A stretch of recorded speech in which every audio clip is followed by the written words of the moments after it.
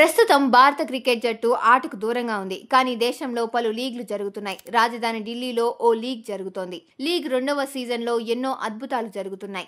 ఇప్పుడు ఓ బ్యాట్స్మెన్ అభిమానుల దృష్టిని ఆకర్షించాడు. రాబోయే కొన్ని వారాల్లో శుభ్మన్ గిల్ స్థానంలో కెప్టెన్ గా వ్యవహరించడాన్ని చూడొచ్చు. ఈ బ్యాటర్ హర్యానాకు చెందిన అంకిత్ కుమార్. అతను ఢిల్లీ ప్రీమియర్ లీగ్ మ్యాచ్ల్లో కేవలం 16 బంతుల్లోనే తుఫాను ఇన్నింగ్స్ తో సంచలనం సృష్టించాడు.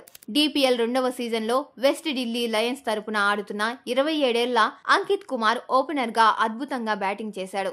ఆగస్టు 10 ఆదివారం ఈస్ట్ ఢిల్లీ రైడర్స్ తో జరిగిన ఈ మ్యాచ్ లో తూర్పు ఢిల్లీ మొదట బ్యాటింగ్ చేసి 158 పరుగులు చేసింది.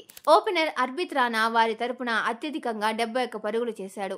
ఆ తర్వాత పశ్చిమ ఢిల్లీ తరపున ఓపెనర్ గా ఉన్న అంకిత్ వంతు వచ్చింది. పవర్ ప్లేలో తూర్పు ఢిల్లీ బౌలర్లను చితకబాదాడు. క్రిష్ యాదవ్ తో కలిసి ఓపెనర్ గా బరిలోకి దిగిన అంకిత్ మొదటి వికెట్ కు కేవలం 4.3 ఓవర్లోనే 63 పరుగుల భారీ భాగస్వామ్యాన్ని నెలకొల్పాడు. కానీ ఈ 63 పరుగులలో 42 పరుగులు అంకిత్ బ్యాటింగ్ నుంచే వచ్చాయి.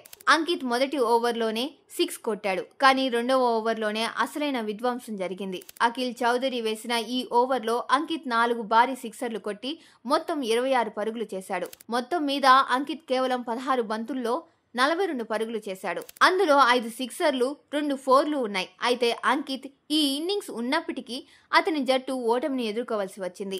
ఎందుకంటే మిడిల్ ఆర్డర్ బ్యాట్స్మెన్ ఈ అద్భుతమైన ప్రారంభాన్ని సద్వినియోగం చేసుకోలేకపోయాడు. స్కోర్ను 156 పరుగులకు మాత్రమే తీసుకెళ్లగలిగాడు. ఈ విధంగా వెస్ట్ ఢిల్లీ 2 పరుగుల తేడాతో ఓటమిని ఎదుర్కోవాల్సి వచ్చింది.